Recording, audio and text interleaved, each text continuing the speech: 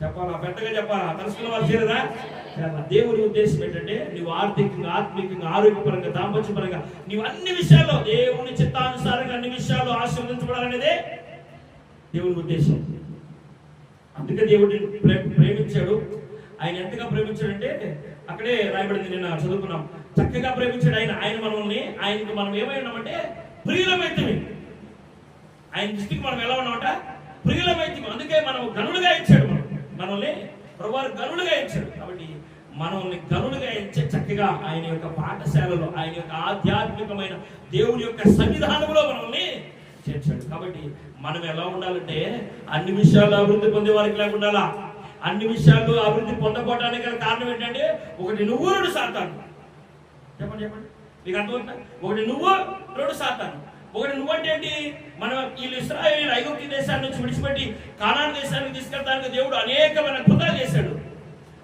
శత్రువుడు ఏ విధంగా భయపెట్టాడంటే గచ్చ గచ్చ గచ్చ ఒడిగిపోయేటట్టు భయపెట్టాడు.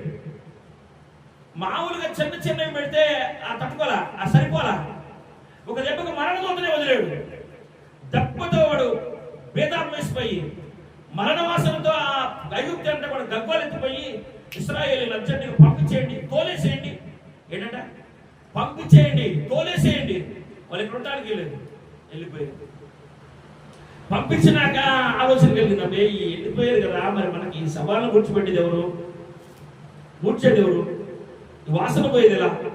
మనకి బానిసత్వంగా ఎవరుంటారు? మనకి బానిసలుగా ఎవరుంటారు? అప్పో అది ఈ విధంగా ఆలోచిస్తూ ఉంటాడు. నేను విడిచిపెట్టిన అంటే ప్రతి నిబంధనలు కూడా ప్రభు ఒక మాట చెప్పాడు. ఏంటంటే ఒక దెయ్యం ఒక వ్యక్తిలో నుంచి పోతే అంట, చెప్పండి, ఏడొత్తి ఎట్లొత్తి? ఒక దెయ్యాన్ని దేవుడు వదిలించాడనుకో, అక్కడ నువ్వు ఖాళీగా పెట్టుకుంటే ఏంటంట, అక్కడ ఖాళీగా నువ్వు ముగ్గేసి కూర్చున్నావు అనుకో, ఆ ముగ్గులో వచ్చి కూర్చోడానికి అర్థమైనది అంటే నేను వెళ్ళినప్పుడు నేను ఒక్కదాన్ని వెళ్ళాను, ఇరుకిరుగా ఉంది. ఇప్పుడు అదంతా విశాలంగా బాగు చేశారు. ఇప్పుడు అదంతా కూడా విశాలంగా ఉంది.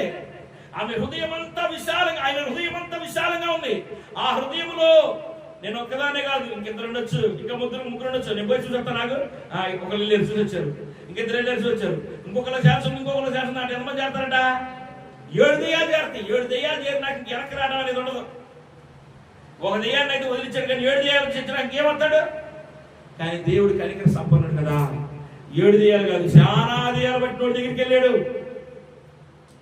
7 దెయ్యాలు పట్టినోడు కాదు, దేవుడు ప్రేమాస్వరూపి. అందుకని దేవుడు లోకమును ఎంతో ప్రేమించాడు, నిన్నెంతో ప్రేమించాడు కాబట్టి ఒక దెయ్యం